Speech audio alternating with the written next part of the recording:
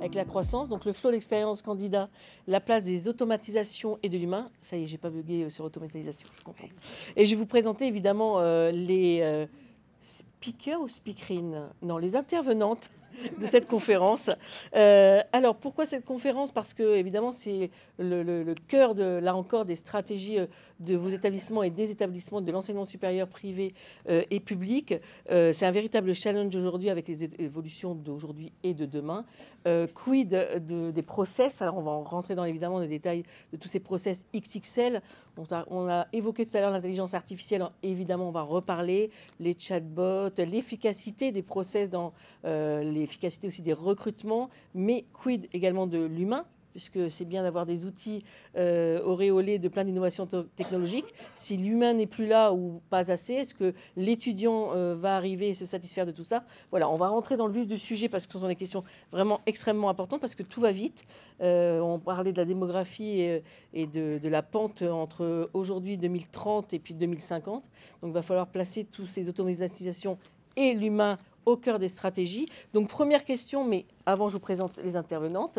Donc, je vais commencer par la droite. Donc, Nathalie Anglade, qui est directrice des opérations chez Artline Institute, donc une école de création numérique, on en reparlera aussi.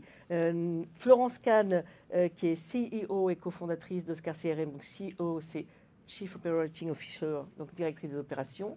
Et Natacha Boez, également cofondatrice d'AlgoSup, école d'informatique. Donc, première question à vous trois, mesdames, puisque c'est un plateau très féminin pour cette deuxième conférence. C'est justement les automatisations et l'humain. On va reparler évidemment dans le détail, mais comme ça, posé sur cette table, quel est le sens de cette stratégie? Est-ce qu'aujourd'hui, dans les différents établissements, et puis quand on va parler d'Oscar CRM, évidemment des logiciels, qu'est-ce que ça veut dire automatisation et humain? Comment on peut opposer ou complémenter les deux? Est-ce que les deux notions s'opposent ou elles se complètent? Est-ce que déjà on peut poser les jalons de ces deux mots-là et ensuite on va rentrer dans le détail? Qui veut commencer? Je vais commencer. Allez,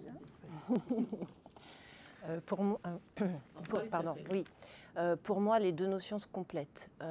Automatisation, c'est un petit peu obligatoire parce qu'il y a quand même beaucoup de candidats, beaucoup d'étudiants. Donc, il faut qu'on puisse quand même, je dirais, processer un petit peu l'approche candidat qui arrive à nous. Et donc, du coup, ça va passer, ne serait-ce que de savoir par quoi il est intéressé, etc. On gagne du temps par rapport à ça. Par contre, humanisation obligatoire, puisque pour savoir qui va rentrer dans notre école, on a besoin vraiment de connaître le candidat, connaître sa motivation, de le ressentir un petit peu dans son projet, son ambition. Et c'est là que ça va se faire, en fait, ou pas. Alors, je rejoins complètement cette vision. L'automatisation, c'est chouette, mais on ne vend pas des imprimantes. On joue avec la vie des jeunes, avec leurs projets professionnels, avec leur destin quelque part. Dit comme ça paraît très très fort, mais en fait, c'est vraiment très très très fort. Donc on ne peut pas faire n'importe quoi. Automatiser, c'est chouette parce que vous avez des équipes qui sont souvent réduites et c'est souvent très très compliqué de travailler dans une école. Donc oui, il faut automatiser toutes les tâches qui sont, je dirais, à faible valeur ajoutée. Par exemple, on organise une JPO, automatiser les relances pour cette JPO. Oui, c'est complètement pertinent, ça fait du sens, c'est normal. Automatiser ensuite une com sur les présents, les non présents, oui, c'est complètement normal. On le fait en septembre, on est débarrassé du sujet, c'est très bien. Mais à un moment, il faut savoir où est-ce qu'on reprend le lead humain, que ce soit par téléphone, par des rendez-vous ou autre, pour accompagner ces jeunes, voir qu'ils correspondent à l'ADN de l'établissement, parce que chaque jeune a des attentes qui sont différentes. Et il y a une école pour chaque typologie d'étudiants. Parce qu'en fait, ce qui est intéressant quand on bosse avec plein d'écoles différentes, c'est que vous êtes tous très très différents. Et même deux écoles de commerce qui sur le papier vont vendre la même chose, vont avoir les mêmes processus, elles sont très très différentes et ce n'est pas la même culture derrière d'entreprise qu'on a et les jeunes le ressentent. Oui. Alors pour moi, c'est automatisation au service de l'humain. Il ne peut pas y avoir l'un sans l'autre. Alors ça doit effectivement découler d'une stratégie qui doit être claire et d'objectifs à l'intérieur de l'entreprise, enfin de l'école, pardon. Enfin, nous, on est une école privée, hein, donc pour moi c'est entreprise, c'est aussi client et c'est aussi de la vente. On est sur une vente complexe parce que, alors, de notre côté, on ne fait pas d'alternance. Il y a des frais de scolarité qui sont relativement élevés. parfois, on voit les jeunes quand ils sont en seconde, en première, en terminale. Ils arrivent chez nous après leur bac ou après un bac plus 2 ou 3. Le process de recrutement est très long. Parfois, c'est 2 ans, parfois, c'est 18 mois, parfois, c'est 1 an, parfois, c'est 2-3 mois quand ils arrivent au dernier moment. Mais ça peut être hyper long. Et en fait, vraiment, l'enjeu, c'est de clarifier tout ce process, toutes ces étapes pour pouvoir accompagner le jeune au mieux dans son orientation. Comme tu l'as dit, Florence, c'est une période qui est hyper stressante. Il y a beaucoup d'incertitudes pour les jeunes, pour leurs parents. Et automatiser, c'est nous rendre service aux équipes qui sont réduites. Nous, par exemple, on est 3 dans l'école pour gérer tous nos étudiants, donc le quotidien et le recrutement, le développement. Et automatiser, c'est être plus efficace. Enfin, tout ce qui est répétitif, tout ce qui est... ça peut être facilement automatisé. Et puis moi, je trouve que ça donne une bonne image. Parce que dématérialiser, par exemple, des processus, offrir une expérience candidat qui est automatisée, dématérialisée aux jeunes et à leurs parents, ça donne une bonne expérience, c'est constant, c'est systématique, on offre exactement la même expérience et puis ça donne une bonne image, quoi. Quand la personne, par exemple, nous de notre côté, toute la partie signature des contrats, admission, inscription est 100% dématérialisée, bon, ça donne une super image. Ils n'ont rien à imprimer, ils n'ont rien à envoyer, ils n'ont rien à scanner, ils n'ont rien à machin. Bon, voilà, ça se fait en quelques clics et c'est hyper facilitant pour tout le monde. On y reviendra là-dessus. Mais du coup, je rebondis sur vos trois introductions. On est d'accord que automatiser, c'est pour mieux agir efficacement, rapidement. On a moins, effectivement, dans les équipes internes, le staff, moins de répétition dans les tâches. Voilà, c'est moins anxiogène. Mais est-ce que cette automatisation doit se faire, comme disait à l'instant Florence Kahn, en amont ? Ou est-ce que toute l'année va y en avoir? Parce qu'effectivement, toute l'année, on a besoin d'être en contact avec les étudiants, mais on a besoin de leur envoyer des messages, de les fidéliser, de leur donner des informations, etc. Donc, on va rentrer dans les détails. Ça peut passer par le simple mail, mais des newsletters, etc. Ou est-ce que l'humain va reprendre vraiment le lead là-dessus toute l'année? Est-ce que les deux concepts sont vraiment liés? Ou est-ce qu'il y a vraiment des étapes pour? C'est-à-dire, en amont, effectivement, alors il va y avoir la présence au JPO, la présence au salon, aller capter le candidat en présentiel, mais l'automatisation va prendre le lead aussi. Mais comment on est agile là-dessus? Qu'est-ce que vous préconisez en la matière? Parce que quand on parle avec les étudiants, souvent, quand même, on a ce constat. Alors, encore une fois, cet animal est antinomique, ce petit étudiant. On les adore, mais quand même. Mais c'est vrai, quand on parle avec eux, c'est d'un côté, on a trop de mails, on ne lit pas tout, parce qu'on a vraiment trop de choses. Et puis de l'autre côté, c'est « Ah oui, mais j'ai eu l'info, effectivement, mais moi, je préfère le côté hybride parce que j'aurais pas le temps de venir à cette JP. » On en revient à tout à l'heure, ce qu'on disait. Donc voilà, à quel moment se place l'automatisation vraiment process XXL, enfin, que vous conseillez, et l'humain? Est-ce que c'est en même temps ou avant et après? Vous avez 4 heures. Allez, je me lance. C'est tout en même temps. Il y a des choses qu'on va pouvoir anticiper, qu'on va prévoir, mais justement, le but de toute cette automatisation, c'est de pouvoir aussi réagir et être agile toute l'année. Donc, par exemple, si on voit qu'on a un programme qui galère un petit peu en termes de lead ou en termes de candidature, là, il va falloir se poser des questions et se dire qu'est-ce qu'on va pouvoir faire pour derrière soit aller capter plus de prospects, soit mieux transformer les prospects qu'on a en candidats, soit également aussi transformer les admis en inscrits, qui est encore un autre sujet. Donc, on va découper comme ça tout le processus par statut et il va falloir mettre de l'agilité à des moments clés pour justement pas prendre de retard et pas arriver au mois de juin et se dire « Ah ben mince, mon bachelor, en fait, j'ai que 5 inscrits, je ne vais pas pouvoir l'ouvrir. Vite, vite, opération pompier, c'est parti !» Et ça, c'est des cas vécus. C'est pour ça que je rigole, parce que quand on est éditeur d'un logiciel, nous, on accompagne nos clients. Donc, on est là pour répondre à leurs angoisses par moment et justement voir avec eux qu'est-ce qu'on va pouvoir faire et comment on va le faire. Ce qui est très important, c'est pas de se dire qu'il y a une automation, mais des automations, qu'à chaque fois, il va falloir avoir une cible purement déterminée, que ce soit via un canal d'acquisition ou via des statuts, et qu'ensuite, il faut se dire quel est l'objectif de cette automation, où est-ce que je veux amener mon contact. Et c'est là où on va amener le contact, qu'on va reprendre le lead de manière humaine. Alors, est-ce que c'est parce qu'il va venir à la JPO, donc on aura tout mis en œuvre pour qu'il vienne, qu'on le rencontre? Est-ce que c'est par des actions de phoning derrière? Et à mon sens, en tout cas en tant que prestataire qui voit plusieurs écoles passer, c'est la base de l'automation. Complètement en phase, dans le sens où, par rapport, quand on parle candidat, on va avoir on aura besoin de ces automations, justement, pour que ça soit le nurturing, pour rappeler nos bases, pour nous rappeler que, par exemple, tel candidat a reporté son échéance, donc il ne faut pas le rater au moment où c'est prévu, pour tout ce qui va être effectivement newsletter, campagne d'emailing, faire un appel pour dire, tiens, on a un article sur le blog, etc. Donc il va y avoir plein d'actions automatisées, et heureusement, très sincèrement, parce qu'effectivement, généralement, c'est de petites équipes et je n'aurais pas la capacité, enfin, on n'aurait pas la capacité dans l'école de faire ça manuellement. Donc, Dieu merci, ça existe aujourd'hui. Après, je dirais que l'humain, pour nous en tout cas, à l'Institut Artline, il va y avoir effectivement tous ces moments automatisés et on va avoir des rendez-vous clés. Donc que ce soit les JPO, où on va créer des moments ludiques, une approche où vraiment l'humain est au cœur et on crée des jeux, on crée des approches. Il y a le café, il y a les Artliners, il y a des alumni, il y a tout le monde. Et en fait, c'est un grand moment collectif hyper sympa. Voilà, Présentiel ? Non, en ligne. En ligne, d'accord. Donc tout se fait en ligne, mais on crée un contexte comme si on était en présentiel, avec vraiment des salles, des choses, enfin voilà. Quand on va être aussi après avec des moments, on va dire, quand on va avancer avec le candidat, on va avoir notamment obligatoirement 2 rendez-vous. C'est obligatoirement. Donc en visio, puisque nous sommes une école 100% en ligne. Le premier rendez-vous qu'on appelle le rendez-vous d'orientation, donc comprendre le projet, comprendre le candidat, ce qu'il veut, voir si l'axe qu'il a pris est vraiment celui qui lui correspond. Parce que je peux vous garantir que la plupart du temps, ils se trompent. Et on a besoin de leur faire comprendre, voilà, c'est ça, c'est ces métiers-là, est-ce que c'est bien ce type de métier que tu vises, etc. Donc il y a un vrai accompagnement qui dure à ce moment-là. Et une fois qu'il a maturé tout ça et qu'il postule, parce que c'est après ce rendez-vous, une fois qu'il postule, là on va avoir le rendez-vous d'admission, donc avec portfolio, explication, quelques dessins, etc. Et c'est là que l'aventure commence. Est-ce que juste pour compléter ce que vous dites, Nathalie, est-ce qu'en étant un établissement online, complètement digitalisé, il y a quand même des moments de présentiel?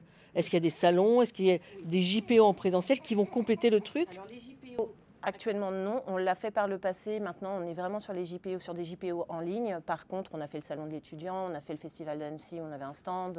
Voilà, il y a des moments clés où on va asseoir notre présence et des moments aussi destinés à nos apprenants. Donc des moments de rencontre. Là, le festival d'Annecy, on s'est retrouvé avec une délégation de 40 apprenants de toute la France, puisque du coup, étant 100% en ligne, on a des apprenants dans toute la France et même ailleurs. Et donc, du coup, c'était l'occasion de se voir, l'occasion de rencontrer en vrai les équipes pédagogiques, de voir aussi la direction, puisque j'étais présente avec Johan Blanc, qui est le directeur de l'école. Et donc, du coup, accessible, l'apéro, enfin voilà, des moments très sympas qui ont continué à renforcer le lien. Natacha, vous voulez compléter? Donc chez nous aussi, il y a de l'automatisation à chaque étape et de l'humain à chaque étape. On a certaines étapes qui sont très très automatisées, notamment les étapes de début, les étapes en fait où on reçoit, on collecte des contacts, des leads qui sont plutôt froids. Toute cette partie-là, c'est assez automatisé. Mais après, assez vite, quand il s'agit de reprendre la main et de approfondir le projet professionnel des jeunes, voir si les parents sont en phase, de les recevoir en rendez-vous, de prendre le temps pour voir si ça match entre l'école, entre le jeune, avec les parents. Voilà, tout ça, en fait, il y a besoin de beaucoup de liens et de liens humains. Donc, est-ce que l'automisation, j'ai vu que c'était en anglais, là aussi va porter ses fruits plus sur le candidat lui-même, c'est-à-dire le prospect, l'étudiant, etc., ou également selon les cibles, par exemple, je pense aux parents et aux entreprises.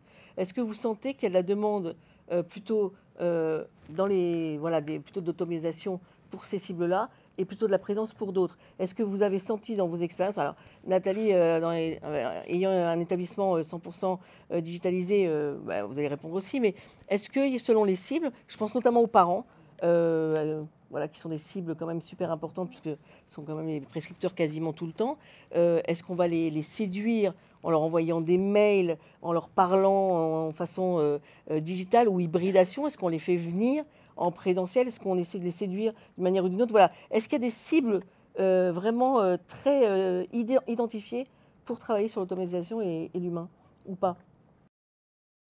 Alors oui, alors Ou la stratégie, vous ne la pensez pas comme ça? Alors, la stratégie, en fait, on a un objectif de recrutement chaque année. Alors, on est une petite école, on est jeune, on a démarré en 2020. On est très, très spécialisé. On fait vraiment de l'informatique et du développement logiciel. On ne fait pas d'alternance. Bon. Et donc, pour aller recruter des jeunes, on a un objectif, 50 nouveaux étudiants pour l'année prochaine. OK, ces 50 étudiants, concrètement, comment est-ce qu'on les acquiert? Comment est-ce qu'ils arrivent à l'école? Comment est-ce qu'ils nous connaissent? Il nous faut combien de contacts? Il nous faut combien de leads, en fait? Si on se base sur notre conversion de l'année précédente, il nous faut 1800 contacts pour en convertir 50 en étudiants inscrits à l'école. Donc voilà, on part déjà de là et ensuite on décline toute une stratégie. Une stratégie, c'est quel type d'étudiants souhaitons-nous avoir dans nos promotions?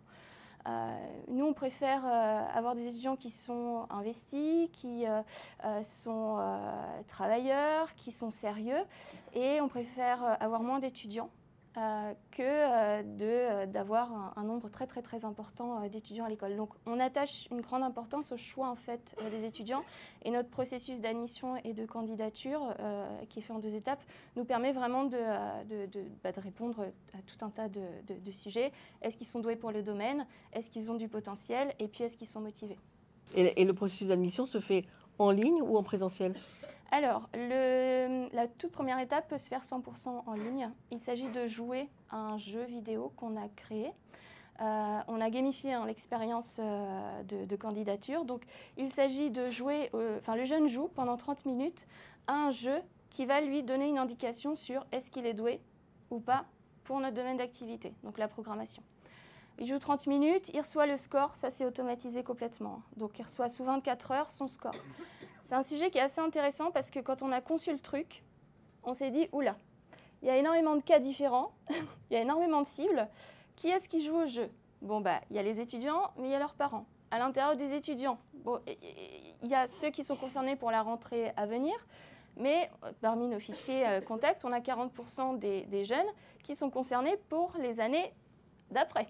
Donc ceux-là, on les travaille tout autant que ceux qui sont concernés par la rentrée de septembre 2024, par exemple.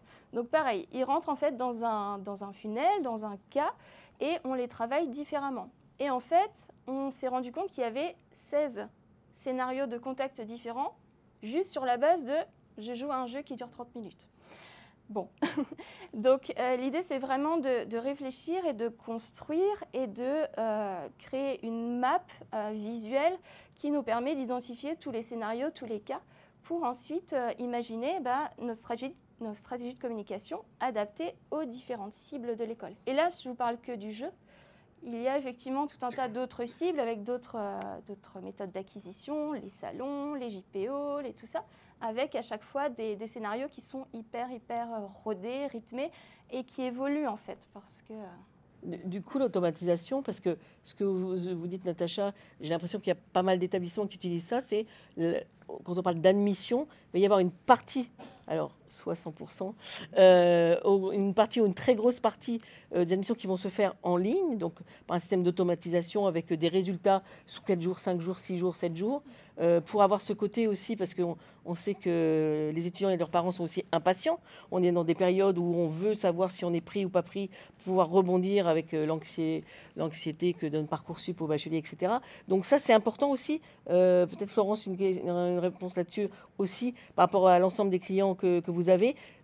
Cette partie est très grosse, d'automatiser les processus d'admission. Alors, les parents étaient les grands absents des bases de données jusqu'à encore il y a 3-4 ans, mais le secteur s'est réveillé sur le sujet. Donc c'est vrai que de plus en plus, on a ces données-là qui sont dans les fiches des contacts ou qui apparaissent au moment de la candidature. Bien souvent, lors de la captation d'une demande de doc, allez, il y a 80% des établissements qui ne disent pas « je suis lycéen, je suis étudiant, je suis un parent ». Ça apparaît dans certains cas spécifiques, mais rarement. Mais on arrive à faire le rapprochement par la suite avec les fiches qui se créent, où on voit que Toto est en fait le parent de Titi, et on arrive à retomber sur ses pattes comme ça. Et là, oui, il y a des stratégies qui se mettent en place, mais des stratégies des fois simples, pas forcément basées sur l'automation, mais ne serait-ce que de dire j'envoie la plaquette aux parents en papier parce qu'il va être beaucoup plus réceptif que son enfant, et en termes d'image, etc., on prend un petit peu d'avance. Quand c'est au moment de la candidature, là, le parent, effectivement, va être peut-être plus sollicité. On attend souvent sa CSP aussi pour voir derrière si d'un point de vue trésorerie et financement, ça va passer. C'est des choses qu'on voit régulièrement sur le privé. Et là, le parent intervient régulièrement, ne serait-ce que pour le RGPD, où quand les jeunes ont 17 ans, bon, le parent a son mot à dire. Donc là, on va en voir un peu, mais pas encore énormément. Et c'est vrai que cette cible parent est un axe de développement, je pense, dans la strate de nombreuses écoles qui devraient être beaucoup plus mis à l'honneur, avec plus d'automation et plus d'éléments. Mais pour ça, déjà, à la captation, il faut demander « je suis parent, étudiant, lycéen » pour avoir cette info. Et le parent, justement, il va pas demander plus d'humanité, d'humain Ah bah évidemment, parce que le parent, au final, c'est le payeur. Donc voilà, là récemment, rien à voir avec le CRM, mais nous avions une petite stagiaire de première année, elle voulait faire de la com, son père lui a dit « tu fais telle école, c'est celle-là, c'est pas une autre, parce que dans les classements, dans les débouchés métiers, c'est comme ci, comme ça ». Et son père était d'accord pour lui financer ses études dans cette école, mais pas dans une autre. Donc on voit de suite l'impact qu'ont les parents sur la destinée de certains des jeunes. Et les parents, en fait, sont très demandeurs d'interaction humaine, beaucoup plus que les jeunes. C'est eux qui traînent les jeunes dans les salons, dans les journées portes ouvertes et autres. Et puis qui sont très demandeurs justement de documentation physique. Donc c'est une super idée d'envoyer de la doc par courrier et autres. Le papier n'est pas mort en vrai, mais il faut l'utiliser avec parcimonie et au bon moment. Ça peut être très intéressant aussi sur les prescripteurs, mais c'est un autre débat. Alors nous, pardon, je complète juste. Les parents, c'est un de nos objectifs. On a des pipelines, donc par étudiant et par parent. On en a créé une spécifique par parent et par rentrée scolaire. Et notre objectif, c'est de récupérer le plus tôt possible dans le process les coordonnées des parents. Parce qu'en plus, dans la phase d'admission et d'inscription, c'est eux en fait qui vont gérer toutes ces paperasses, tous ces trucs-là. Et donc, c'est eux en fait qui sont plus pressés que les jeunes pour clôturer en tout cas Oui, c'est pareil pour les candidatures en ligne. C'est super de dématérialiser ces dossiers de candidature, mais quand il y a des frais de paiement, il y a toujours un petit écueil à la fin, c'est que le jeune doit mettre la carte bleue pour payer les 50 € ou plus du dossier de candidature. Et en général, c'est la carte bleue de qui ? De papa et maman. Donc très souvent, on a des dossiers de candidature qui sont finalisés mais non payés parce que papa ou maman n'était pas disponible au moment où le jeune a voulu faire son paiement et le petit code qu'il y a dans l'appli de la banque n'a pas pu être saisi. Et du coup, c'est là où l'humain doit intervenir parce qu'il faut les appeler, les relancer pour leur dire voilà, ton dossier il est presque fini, mais il manque le paiement. Comment est-ce qu'on fait ça ? Et il faut que les parents soient dispo à ce moment-là pour pouvoir mettre ce fameux petit code. Quelque chose. Juste une petite précision sur les parents, puisqu'on en a également. On intègre des jeunes dès l'âge de 16 ans, donc forcément parents. Et ce qui est intéressant, c'est, alors effectivement, eux, c'est de l'humain. C'est-à-dire que souvent, c'est eux qui demandent la brochure. Et ensuite, on se retrouve, donc on a un premier appel téléphonique, et ensuite, on va cadrer le rendez-vous d'orientation avec le ou les parents, plus du coup le candidat. Et ce qui est rigolo, c'est vraiment de voir l'approche. On est vraiment avec deux typologies. Donc, il faut jongler un petit peu entre le très concret des parents. C'est par exemple, la question, ça va être oui, ok, mais l'employabilité. C'est généralement la première question. Voilà, ouais. L'employabilité chez vous, c'est quoi ? Comment ça marche ? Est-ce qu'ils peuvent faire de l'alternance, etc. Alors que le jeune, lui, c'est plutôt est-ce que je vais jouer aux jeux vidéo, etc. Donc, c'est là que l'humain est important parce qu'il faut jongler entre les attentes et du jeune, parce que si on ne répond pas à ses questions et à son envie, et qu'on nourrit pas son envie, lui, il dira non, j'ai pas envie d'aller dans cette école. Et en même temps, il faut être très concret avec les parents. Donc, voilà. Est-ce que ces automatisations, parce que justement, Florence parlait de carte bleue à l'instant, ces automatisations dont on sait qu'elles sont plus efficaces dans le sens où on gagne du temps, on peut plus capter le candidat parce que c'est plus facile de faire en ligne. Néanmoins, quand on voit les problèmes de carte bleue, le fait on sait bien qu'un candidat va passer plusieurs concours de plusieurs établissements à la fois. Est-ce que ce serait pas plus simple de faire un concours, de retourner sur un processus d'admission en présentiel où vous prenez à la fois les pièces des candidats, le jeune paye sur place, etc., etc., comme beaucoup d'établissements le faisaient et ne font plus, parce que quand on regarde maintenant la cartographie des processus d'admission des établissements, c'est souvent online, enfin en tout cas une grosse partie, mais parce qu'il y a des bonnes raisons à cela. Est-ce que l'idée, ce ne serait pas de revenir à plus d'humanisation du processus d'admission pour mieux les faire ensuite, ou pas? C'est vraiment une question très ouverte, dans le sens où à la fois peut-être plus d'efficacité, parce que d'un coup on a toutes les pièces, le paiement, et puis on n'y revient pas. Ça évite peut-être des relances derrière. Ou au contraire, vous allez me dire, non, justement, on a essayé, ça ne marche plus du tout comme ça. Voilà. Chez nous, à l'Institut Artline, entre le rendez-vous d'orientation et le rendez-vous d'admission, on les invite à remplir l'espace candidat, où ils vont mettre leurs pièces, etc., etc. Très souvent, quand ils arrivent au rendez-vous d'admission, c'est soit pas rempli, soit à moitié rempli, etc. Et là, du coup, on les accompagne pour finaliser ça.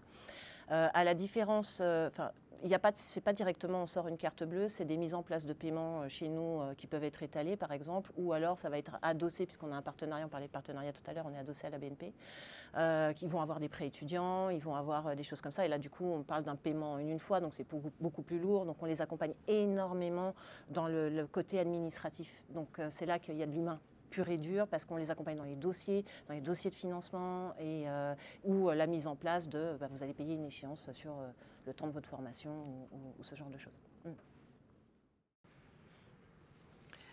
Alors, ce qu'on voit, c'est qu'on propose aussi du paiement par chèque, mais aujourd'hui, les écoles, ça les gonfle.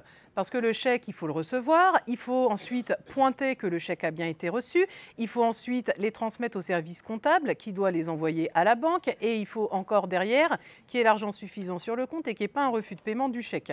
Donc ça peut créer sur le plan administratif beaucoup d'embêtements. Donc c'est pour ça que les paiements se font, surtout pour des frais de dossier de candidature. On ne parle pas des frais de scolarité là, mais vraiment des 50-80 euros pour la candidature.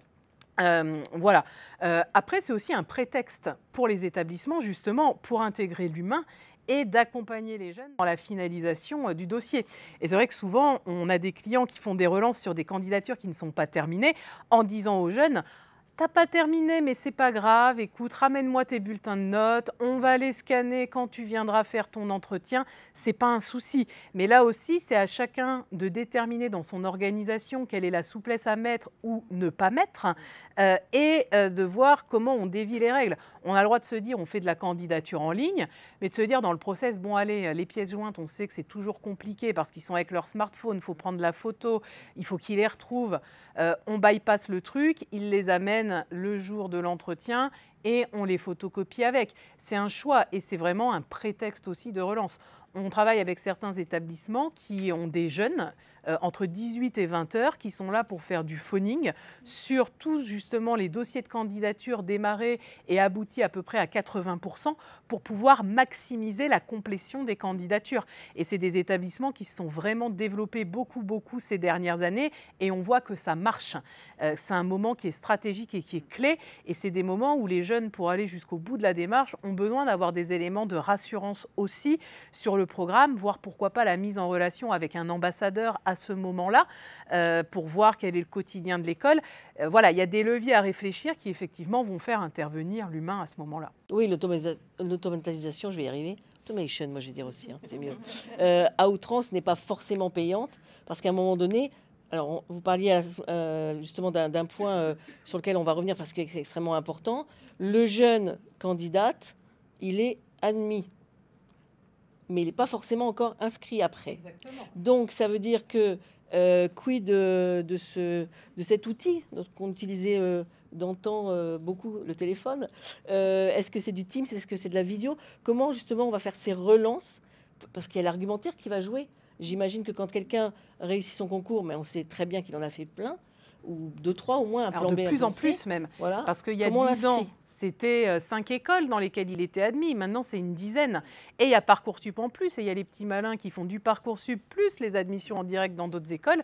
Donc, c'est un véritable bazar. Et la transformation entre l'admis et l'inscrit, eh ben, c'est chaud patate, en fait. Et il faut se battre vraiment pour qu'ils viennent dans l'établissement. Et ça veut dire, cette période-là qui peut être à la fois très courte, mais très longue, c'est quoi? C'est d'automation, newsletter, mailing, voilà, du contenu, du wording, ce qu'on appelle, pour séduire encore plus le jeune, pour qu'il soit ferré et qu'il s'inscrive. Est-ce que c'est de l'argumentaire avec quelqu'un qui va appeler, mais bon, on connaît que les établissements ont une petite structure, mais quand il y a 800 ou 900 étudiants, bon, j'imagine que le staff va s'en sortir. Voilà. Est-ce que c'est de l'automation qui va continuer quand même dans ce sens-là aussi par des relances? Mais voilà, comment on peut, j'allais dire, implémenter une stratégie qui va être payante, à la fois avec des automatismes, mais à la fois avec de l'humain?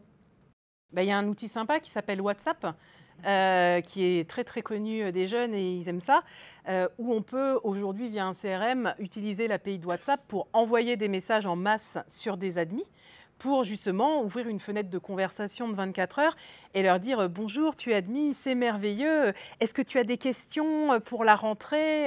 Et faire cette prise de contact. Ils répondent pas, on s'en fiche, mais quelque part, on a ouvert la porte pour leur montrer qu'on est à leur disposition, en fait. Et en parallèle, on peut avoir des envois ciblés, type visite de campus virtuel, une vidéo de la dernière rentrée, etc. Mais WhatsApp, autant je ne suis pas trop pour l'utiliser sur des phases de prospection parce que ça peut revenir très cher et être très chronophage, mais sur des phases d'admission, ça me semblait très très pertinent pour ouvrir ce dialogue, sans y passer non plus 40 ans et appeler dans le vide où ils sont à la plage, ils n'en ont rien à faire et qu'on soit derrière son téléphone désespéré à la fin. Alors, évidemment, je vous laisse la parole, mais je me fais l'avocat du diable. Si je me mets à la place d'étudiants, ils passent 10 concours, enfin 10 sessions d'admission, et chaque établissement va converser avec lui sur WhatsApp, il ne va pas imploser? Mais Christelle, peu d'établissements le font aujourd'hui. C'est justement pour ça que je me permets de citer ce levier qui est justement différenciant et novateur. Justement, si on commence à utiliser le SMS, tout le monde envoie le SMS, bravo, tu es admis. Donc oui, là, il va avoir 10 SMS. Il faut justement essayer d'être innovant à la pointe de la techno pour trouver ces canaux-là. Est-ce que ce n'est pas un message sur Instagram? Après, il faut voir en fonction de la stratégie, de la problématique de l'école. Une école de com qui va envoyer un message sur Instagram, c'est cohérent. Moi, ça ne me choque pas. Une école d'ingénieurs, par contre, bon, c'est moins rattaché, c'est moins relié. Et c'est là que chacun doit se poser ses questions, être en veille sur tous ces nouveaux outils. Ou est-ce qu'il ne faut pas créer un groupe WhatsApp de la future promo pour qu'ils prennent relation les uns entre les autres? Voilà, c'est toutes ces petites choses, mais qui vont permettre à chaque marque de se différencier en suivant les nouveaux outils. En tout cas, là, ça permet, les automatisations, d'agir vite, de donner une réponse aux candidats rapide, parce que c'est ce qu'ils recherchent pour pouvoir mieux se projeter. Et puis, on y reviendra. J'ai une autre question. Pour compléter, effectivement, il y a beaucoup d'actions qu'on met en place, nous, quand les candidats sont admissibles. Et puis, il y a des périodes, puisqu'on a nous, on a des dates de rentrée. Donc, du coup, ce qu'on fait, c'est qu'on multiplie les actions. Il y a une partie totalement automatisée qui va envoyer de la newsletter, du contenu, etc. On va créer des moments de rencontre. Par exemple, on fait très régulièrement des masterclass avec des intervenants, on va dire des experts, des secteurs, des métiers visés, etc., qu'on va ouvrir, du coup, à tous ces candidats admissibles pour qu'ils voient un petit peu comment ça se passe chez nous. On va créer les JPO. Pour aider à la transformation. Pour aider à la transformation. Donc, on va vraiment multiplier et le téléphone. On les appelle, on le rajoute, on n'oublie pas le téléphone. Donc, ça veut dire qu'il y a une partie vraiment d'humain dans l'automatisation, c'est on les fait vraiment venir à l'école comme s'ils étaient déjà inscrits. Exactement. On crée des moments, on a même des stages découvertes maintenant qu'on a lancés récemment pour qu'ils s'imprègnent de l'école, découvrent comment ça se passe, quelle ambiance il y a, etc. Donc, on essaye vraiment de les faire vibrer avant même qu'ils soient à l'intérieur de l'école. Il ne faut pas que ce soit déceptif après. Non, ça, c'est tout le challenge. Natacha Vier. Oui, pour compléter, moi je trouve qu'il est important aussi de réfléchir à comment simplifier les processus d'admission et d'inscription pour les étudiants. Parce qu'effectivement, de devoir relancer des tas de fois pour une pièce, etc., est-ce qu'on a vraiment besoin de cette pièce-là? Alors, nous, on a la chance, on est une jeune école, on est parti de zéro et donc on a tout construit. Mais l'idée, c'était vraiment, avant de rentrer dans la phase d'admission et d'inscription, c'est de prendre beaucoup de temps avec chaque candidat potentiel, les prospects, et de multiplier ces phases d'échange, de rencontres, de rendez-vous, de présentation assez poussées avec les jeunes et leurs familles, avant vraiment qu'ils fassent le dossier d'inscription, d'admission. Donc l'admission, en fait, chez nous, c'est une première étape, donc c'est le jeu, 30 minutes, réponse sous 24 heures. Ensuite, on enclenche tout de suite sur un entretien de motivation qui est la deuxième étape. L'entretien de motivation, en fait, nous, on sait que le jeune, il a joué au jeu, qu'il a obtenu un bon score, qu'il a joué suffisamment de temps parce qu'il y a des alertes automatisées qui nous sont envoyées directement dans nos boîtes mail pour dire « Tiens, contacte tout de suite cette personne pour garder le rythme, etc. » Donc l'entretien de motivation, c'est de l'humain entièrement. Donc on est deux à les faire passer à l'école, on prend le temps qu'il faut, on prend 1 heure, on discute bien, voilà. L'objectif aussi, c'est avant qu'ils fassent l'admission, c'est de les faire venir sur place au campus avec leurs parents. Et puis après, on attaque la phase plutôt d'inscription. Et là, c'est pareil. C'est-à-dire que dès l'instant, alors, particularité, on leur donne la réponse tout de suite, à la fin de l'entretien de motivation. Ils savent s'ils sont pris chez nous ou pas. On peut les intégrer tout au long de l'année. On a 5 rentrées toute l'année, donc septembre, novembre, janvier, etc., etc. Et donc on est hors Parcoursup évidemment. Et une fois qu'ils sont admis, qu'on leur a donné une réponse orale, je suis très attachée moi à la réponse à l'oral. Je trouve que ça crée un lien avec la personne. Ensuite, sous 24 heures maximum, on leur envoie la lettre d'admission, un truc très officiel, très sympa, avec tous les éléments très clairs des prochaines étapes. Et donc, il y a la compte à verser, il y a un fichier, un petit formulaire en ligne à compléter avec tous les éléments dont on a besoin pour passer à l'inscription. Et ensuite, il y a un système de relance qui est mis en place, incluant les parents. Parce que clairement, c'est les parents en fait, qui jouent sur la signature du contrat et le versement de la compte. Et une fois que ça s'est passé, dans l'attente de signature, il y a toute une stratégie de contact. On leur envoie des informations sur le logement, parce qu'on en a parlé dans la précédente conférence. C'est hyper important pour eux maintenant de se projeter, tous les aspects logistiques. Donc les logements, donc ça sous-entend aussi que l'école est travaillée et elle est toute une liste avec des partenariats, avec des agences immobilières, avec du logement intergénérationnel. Du contenu jusqu'à la rentrée. Du contenu jusqu'à la rentrée sur tout ça en fait, tous ces aspects logistiques pour vraiment, c'est bon maintenant, ils sont admis quoi. Ils sont sur le point de s'inscrire. Donc maintenant, projetez-vous dans notre école, dans notre ville et on leur fournit des éléments en lien avec tout ça.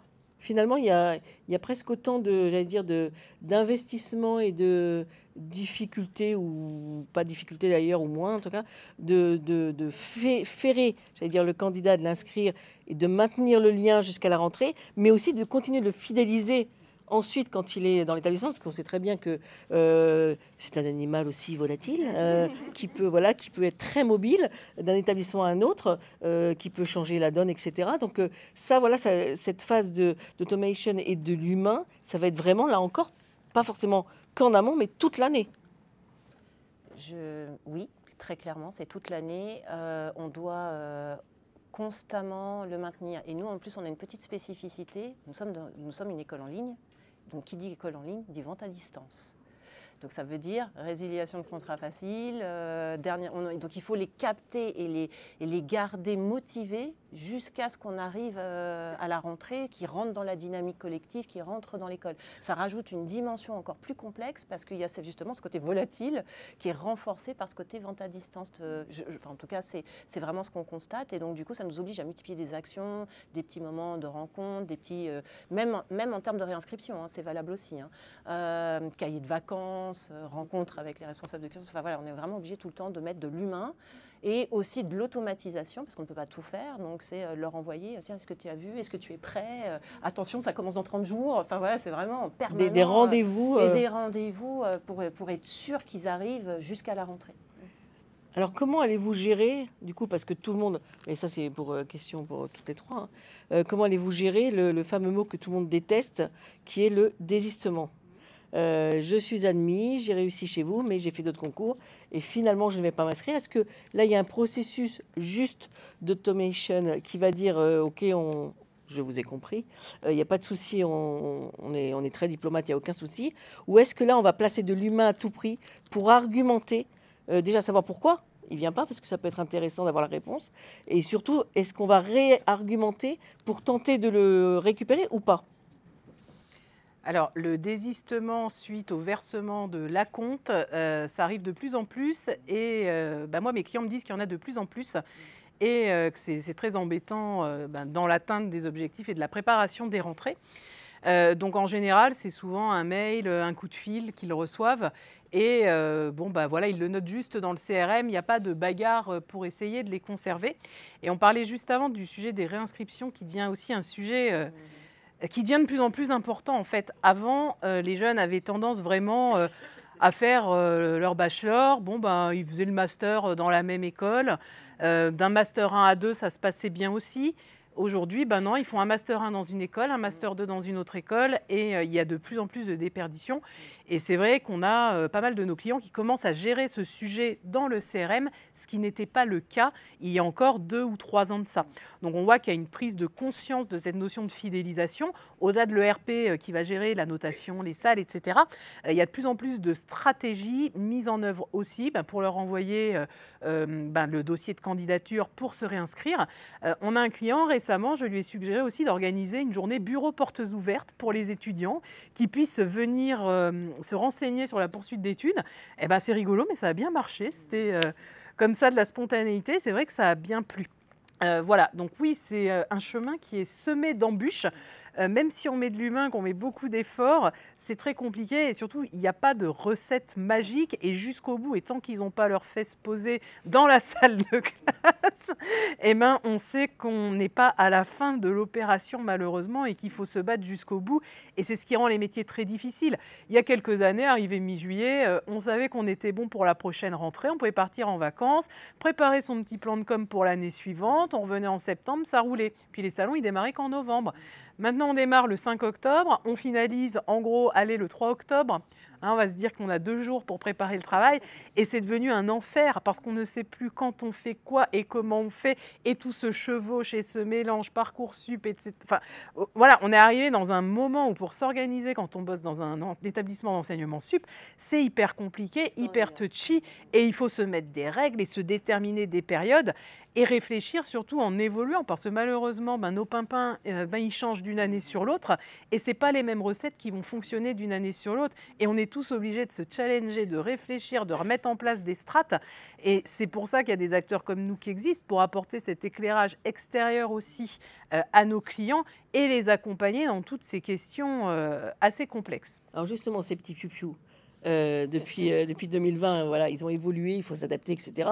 En discutant avec eux souvent, là encore, ils nous disent, et là vous allez me dire quelle solution préconiser entre l'automation et l'humain, quid des JPO, quid des journées portes ouvertes ou des soirées portes ouvertes, parce qu'on se dit que là, c'est le moment où on voit les parents, on se voit, ils visitent le campus, quand même, il faut quand même voir l'établissement dans lequel on va passer peut-être 2, 3, 4, 5 ans. Voilà, il faut quand même venir au moins une fois. Et puis on se rend compte quand même qu'en discutant avec les établissements que, en tout cas ceux qui en font pas mal dans l'année, qu'elles sont de plus en plus désertées malgré tout. Et nous, les étudiants, on nous dit souvent, quand on les interviewe, oui, j'aime bien venir, mais il y en a tellement aujourd'hui que je préfère qu'elles soient online. Donc, quid de ces choses qu'on instaurait, que vous instauriez pour avoir de l'humain, justement, quand on vous dit en face, ah ouais, mais là, j'ai pas le temps, là, en plus, il y a les soldes. Alors là, c'est mort, il y a le solde et le soleil. Donc là, les JPO demain, enfin samedi, c'est même pas la peine. Donc voilà, est-ce qu'il faut absolument en construire online ou est-ce qu'il faut les garder en présentiel pour garder ce côté humain? Alors moi, je vais juste vous donner une stat. On a fait une petite étude sur le CRM, sur toutes les bases de nos clients, que vous pouvez télécharger d'ailleurs sur le site du collectif. 30% des personnes qui viennent au JPO s'inscrivent dans les écoles en moyenne. JPO physique. 3 petits points. Et on a une petite musique là.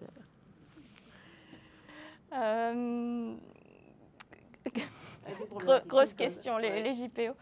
Alors nous, on a testé plusieurs formats et on n'a pas encore trouvé le format complètement idéal. Alors, nous, on s'est installé en plein Covid. Donc, c'est-à-dire qu'au mois de mars... Vous avez cherché les difficultés dès le départ. On a intégré nos locaux et puis une semaine après, on a été confinés. Donc, il a fallu aller recruter des étudiants pour la rentrée de septembre, pour notre première rentrée. Bon, tout était fermé, tout était OK. Bon, c'est pas grave. Donc, à cette époque-là, on a testé des formats plutôt hybrides et je trouve que c'est pas très, très engageant, moi, des JPO, en fait, complètement en ligne. Je sais pas, je trouve que les faire venir en fait sur place, sur le campus, discuter, prendre le temps avec eux, leur offrir une expérience, ils voient des étudiants, nos partenaires, etc. machin, c'est quand même beaucoup plus engageant et effectivement on arrive sur des taux de conversion qui sont plus proches des 30, 40, voire 50%. Donc pour moi, c'est indispensable de les faire en physique. Après, nous, on a testé aussi un format l'année dernière qui n'est pas complètement convaincant. On en a fait beaucoup. Et donc, voilà, tous les mois, vous inquiétez pas, vous allez pouvoir venir nous voir. Tous les mois, on affiche les dates très à l'avance, tout ça. Bon, super, un jour, en salon, on m'a dit, il y a un papa qui m'a dit, oui, j'ai vu que vous en faisiez souvent, donc bon, je ne viendrai pas là, je viendrai sûrement le mois prochain, le mois d'après. Alors là, je me suis dit, non, n'affiche plus jamais les dates en fait trop en avance de tes JPO, remplis ta prochaine JPO, voilà. Bon, et puis maintenant, je pense qu'on va tester l'année qui arrive 2 grosses JPO en mettant le paquet en fait sur la communication pour attirer en fait un nombre de participants plus important. Mais bon, on verra. Hein. C'est en période de test. Mais je suis intéressée aussi par ta réponse. Oui, parce que voilà, Nathalie Longlade, vous êtes 100% digital. 100%. Mais quand ils ont la donnée dès le départ, finalement, ça paraît peut-être logique pour eux. C'est logique pour eux et je vous dirais qu'il y a 2 types du coup, de candidats qui seront présents pendant la JPO. La JPO, elle nous sert d'un côté à confirmer les candidats admissibles, parce que du coup, ils nous voient, ils échangent avec nous, etc. Et pour les candidats qui ne nous connaissent pas et qui viennent, voilà, ils ont presque parfois vu de la lumière, eux, on va les avoir avec d'autres moments dans la JPO. C'est-à-dire que, par exemple, là, on a éprouvé, sur la toute dernière, on a fait venir un influenceur partenaire. Le fait que cet influenceur soit là, ça les a fait venir, ils ont pu échanger avec lui, etc., etc. On est dans l'air du temps, ça leur plaît, et donc du coup, ils demandent à se renseigner un peu plus sur l'école et ça engage un petit peu plus. Donc je pense que le format en ligne, il faut le penser, mais vraiment pas juste dans venez nous rencontrer et vous pourrez intégrer l'école si ça vous plaît, etc. Non, il faut être créatif sur le moment. On fait venir, on fait des masterclass à l'intérieur, on leur fait faire des ateliers créatifs, etc. Ils y goûtent, donc c'est plus concret que juste on vous reçoit et on vous explique. Il ne faut pas oublier aussi un petit point, c'est qu'il y a beaucoup de jeunes qui vivent en campagne et pas forcément dans les grandes villes. Donc la JPO en ligne, pour ces jeunes-là, ça peut être un levier également de transformation pour qu'ils aient accès à l'information sur vos campus. Quid de, quand on passe, on prend juste le mot automatisation, donc on parle de CRM, de lead, de mailing, emailing et autres, quid de l'IA? Quid de l'intelligence artificielle dans tous ces process? Est-ce que, on en parlait tout à l'heure dans la précédente conférence, mais est-ce que c'est quelque chose que vous allez intégrer, que vous intégrez déjà? On parle des chatbots, mais il n'y a pas que ça. On en parlait d'ailleurs, je crois que c'était Monsieur Dia qui disait, c'est pas forcément en frontal, mais on va devoir l'implémenter et également en interne dans les staffs. Donc voilà, est-ce que c'est quelque chose que vous utilisez déjà? Est-ce que ça va être à utiliser? Est-ce que c'est à conseiller? Est-ce que c'est à prendre en compte? Alors, quand on parle d'IA aujourd'hui, on parle essentiellement d'IA générative, c'est-à-dire celle qui va nous aider. Alors, moi, aujourd'hui, je la prends comme mon stagiaire ou comme mon consultant préféré qui va me donner des conseils ou me rédiger des articles, enfin, me les pré-rédiger. Donc, au lieu de passer 1 heure sur un sujet, je vais passer 15 minutes parce que je vais faire de la correction. Et bien évidemment, dans Oscar CRM, c'est des sujets sur lesquels on est actuellement, notamment parce qu'on peut préécrire un email, préécrire des objets pour faciliter le quotidien de nos utilisateurs. Et au-delà de ça, il y a également d'autres applications qui peuvent être assez sympas avec l'IA, mais ça, vous en saurez plus en fin d'année. Effectivement, nous, on a commencé à intégrer l'IA sur ce côté, effectivement, assistant pour notamment tout ce qui est réseaux sociaux, tout ce qui va être emailing, etc. Mais ça reste vraiment un assistant, c'est-à-dire qu'obligatoirement, on repasse pour mettre vraiment notre univers, nos mots, parce que notre culture, en fait, hein, parce que sinon, c'est un peu trop générique. On va plus loin dans le sens où maintenant il y a beaucoup d'outils sur les CRM, etc., qui justement vont faire des préconisations IA pour avoir des chemins, des workflows, etc. Et j'avoue que c'est bien pratique parce que si on devait les construire nous-mêmes, parfois ça serait un petit peu long. Donc on va avoir aussi l'IA à ce niveau-là. Et je peux vous dire que là on teste. On va voir. Mais on est en train l'équipe programme se challenge avec l'IA. Qu'est-ce qu'elle raconte, si on veut faire ça, qu'est-ce qu'elle nous sort, etc. Bon, ce n'est pas encore hyper concluant. Mais on l'a en tête. Donc, et ensuite, nous, au niveau de nos formations dans les métiers de la création numérique, on est obligé, là, avec tous les nouveaux outils qui arrivent, de repenser fondamentalement nos programmes avec l'intégration de l'IA.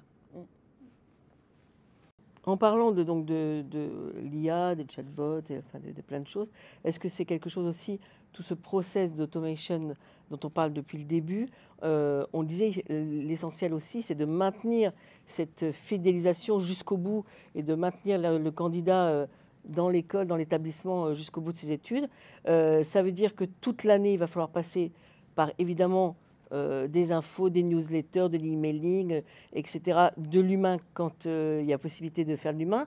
Et à côté de ça, quand on parle avec les étudiants, il y en a pas mal quand même qui nous disent « Moi, je regarde plus ma boîte mail de l'école, je reçois trop de trucs. » D'accord, mais comment tu as les infos? Bah si, je vais regarder les emplois du temps, je vais aller sur le campus numérique, etc.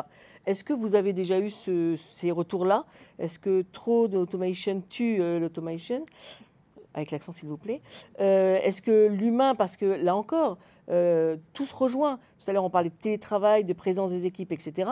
Quand l'étudiant a décidé de voir quelqu'un et que la personne n'est pas là, c'est compliqué aussi. Donc l'automation, c'est en complément. Comment vous gérez ça? Comment on peut gérer ça? Parce que ce n'est pas non plus évident. Alors je confirme, les mails, ils ne les lisent pas. En fait, c'est une certitude. Donc nous, on a une plateforme à côté qui est Slack, sur lequel en fait ils échangent directement avec nos équipes. Il y a toujours quelqu'un pour répondre. Donc du coup, on a des canaux, on a les messages directs, et en plus, ce qui est sympathique dans cette version-là, c'est que même entre eux, ils se répondent. Donc du coup, on utilise beaucoup cette plateforme pour pallier au fait qu'ils ne lisent pas leurs mails. Donc on met là, mais on remet aussi là et on épingle et on met un message. Regardez, il y a ça. Vraiment, donc l'automation, je vais y arriver. On choisit de façon interne Slack, un Discord ou autre, sur lesquels ils vont être peut-être plus intéressés, plus fidèles, plus vivant, plus cocooning. Oui, c'est plus vivant et puis c'est de l'humain. On peut parler à quelqu'un, au pire les autres répondent si nous on n'a pas encore eu le temps de répondre. Ils sont connectés. Donc là, c'est là que ça fait la bascule en fait et qu'on se rend compte à quel point l'humain, on n'est pas prêt de s'en passer. Alors pour autant, l'email n'est pas complètement mort, hein, puisque toujours dans cette petite enquête sur le CRM, on observe un taux d'ouverture moyen de l'ordre de 55% dans le secteur. Mais il faut que l'emailing, bien sûr, soit utilisé de manière assez stratégique, assez pointue, et pas balancer n'importe quelle information à n'importe quel moment. Et le vrai sujet, c'est quand on fait un email qui a 10 sujets dedans, donc voici ma documentation, et puis mes dates de prochaine JPO, c'est à tel moment, et puis je serai présent sur le salon du Figaro tel jour, et puis aussi, il y a le lien pour télécharger mon dossier de candidature. Ah, et puis on peut me contacter aussi à tel numéro. Ça, c'est sûr, ça ne marche pas, ça n'a jamais fonctionné, ça ne fonctionnera jamais. Je vois que ça rigole beaucoup à côté de moi. Un email est égal à un sujet. C'est justement pour ça qu'on fait de l'automation, parce que le premier mail, ça va être la documentation, et on va renvoyer un mail 10 jours après avec les dates des JPO, et on va renvoyer un mail 10 jours après avec le dossier de candidature, etc. Et aujourd'hui, on séquence plutôt que de mettre 40 000 messages dans un même mail. Et souvent, c'est pour ça qu'on se dit « ils lisent pas ». C'est parce que le mail n'est pas forcément très bien foutu. Et après, au-delà du « ils lisent pas », c'est qu'ils ne mémorisent pas. On a récemment eu des cas très très drôles, enfin pas vraiment, de jeunes qui disent à certains de nos clients qui n'ont jamais reçu le mail, on s'aperçoit que le mail a été ouvert, a été cliqué, mais c'est le gamin qui n'a pas mémorisé le fait qu'il a été en contact avec cette école. Et ça, c'est un phénomène qui est flagrant et qui est même flippant, parce que quand des conseillers rappellent, non, j'ai jamais reçu votre mail. Donc vous imaginez. Ouais, mais nous, c'est la ce même qu'on se avec prend. qui je fais la même chose avec mon banquier, moi. Donc, non, oui, Mais alors, du coup, ça veut dire que c'est la façon dont on va faire le mail qui va être hyper importante, c'est-à-dire l'objet. Dans objet, on met JPO, recrutement, newsletter, je Et sais la pas. fréquence, on n'envoie pas 15 mails dans la même semaine.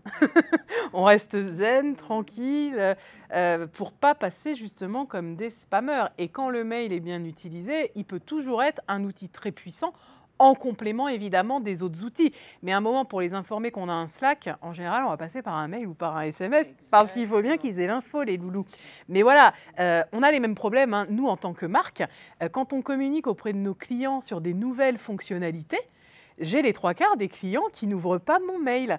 Donc à chaque fois, Morgane, elle est en train de rigoler là-bas. À chaque fois, je râle. Mais voilà, c'est un processus humain qui est parfaitement normal parce qu'on est spammé.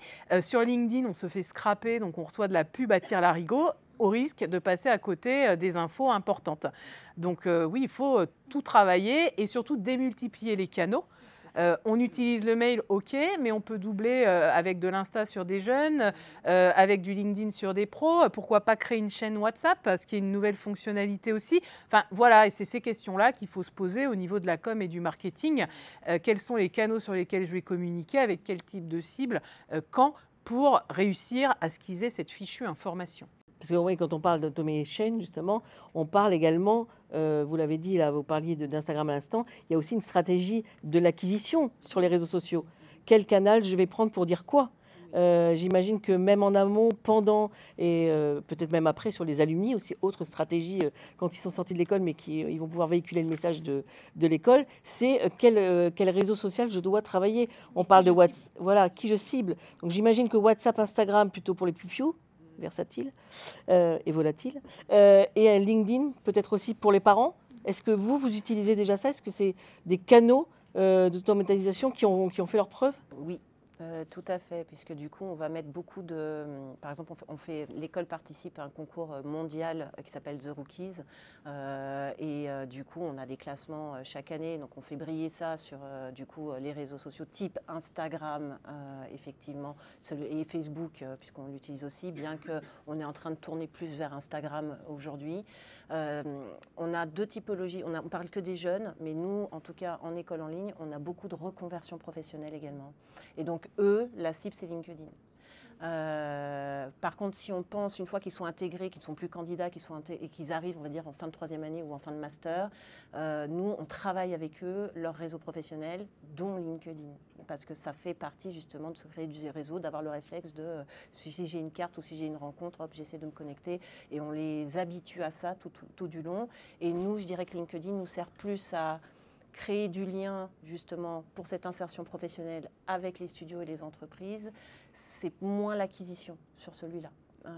C'est plus du réseau, vraiment du réseau pour après placer de l'apprenant, du stage, créer du lien entre les deux, faire les job dating parce que c'est un grand moment aussi au sein de l'école. Donc on va se servir vraiment des réseaux pour des stratégies totalement différentes. Et on a imaginé TikTok, mais après c'est une question de capacité. TikTok demande vraiment énormément en vidéo, etc., ce qui est le plus long à faire. Et pour l'instant, on n'a pas pris le parti d'aller sur celui-là, même si on regarde la concurrence forcément. On ne peut pas être partout. Les réseaux sociaux, c'est très chronophage. Ça demande vraiment, c'est pas juste on jette du contenu. Il y a une vraie stratégie, une vraie réflexion à avoir. Donc on se mesure, du coup. Et on préfère être très ciblé, mais beaucoup plus pertinent. Alors nous, on utilise beaucoup TikTok et Instagram pour les futurs élèves, pas pour les élèves actuels. Hein. Et donc, on ne fait pas du contenu pour faire plaisir à nos élèves actuels en disant « super, ils ont participé à ça, c'était génial, etc. » On fait vraiment du contenu à destination du public qui ne nous connaît pas, qui va nous découvrir sur ces réseaux sociaux-là. Donc il y a vraiment une stratégie, une réflexion sur quel contenu pour quel public. LinkedIn, oui, on utilise. Facebook aussi pour les parents plutôt. Et puis pour des programmes de formation continue comme chez vous. On travaille aussi beaucoup sur la fidélisation et sur le côté ambassadeur. Alors, sur LinkedIn, on a de plus en plus d'étudiants qui postent des choses sur leur expérience à l'intérieur de l'école. On ne leur a pas demandé de le faire. En revanche, on a mis à l'agenda dans le programme des cours de personal branding et ils prennent conscience que c'est important qu'ils se montrent pour pouvoir être recrutés par la suite par des futurs employeurs directement en sortant de l'école. Et en fait, ça leur donne envie de poster sur leur expérience, sur les profs qu'ils ont vus, sur tout ça. Donc ça, c'est super intéressant. Et puis, on a aussi des actions assez, toujours auprès des parents, je reviens encore là, mais on a un taux d'ouverture du newsletter qui est à 95% sur des parents d'élèves qui sont à l'école. Et en fait, souvent, nous, on s'est rendu compte qu'il y avait des soucis de communication entre ce qui se passe à l'école, ce que l'élève ressent, ce qu'il va dire à ses parents, ce que les parents vont se dire entre eux, machin. Et donc, ça nous tient à cœur tous les mois de faire une newsletter à destination des parents pour expliquer en fait ce qui se passe à l'école du point de vue de l'école. Et ça, en fait, ils adorent. Ils adorent, taux d'ouverture de 95%. Quand je ne l'envoie pas à temps, ils me la réclament. Donc, Et ça, c'est sur du piou-piou, j'allais dire, de premier cycle ou les masters? Tous, même les plus grands. 1, 2, 3, 4, 5. Donc là, ça veut dire que tous ces processus d'automatisation dont on parle depuis le début, y compris celui des réseaux sociaux, etc., l'idée, évidemment, c'est de le complémenter toute l'année, avant, pendant et après, avec l'humain. Alors, l'humain dont on dit que c'est le staff, mais comme vous disiez, Natacha, ça peut être aussi les ambassadeurs étudiants qui travaillent cette humanité toute l'année. Les intervenants, j'imagine, les profs, est-ce que c'est des données aussi qui sont importantes pour vous? Donc, ça veut dire que là, c'est tout un travail de qui parle à qui pour dire quoi. Vous allez me dire, c'est un peu que le travail du journaliste aussi. D'accord. J'ai une espèce de conclusion pour les questions, parce que je vois passer l'heure et Édouard qui me regarde avec des grands yeux. OK.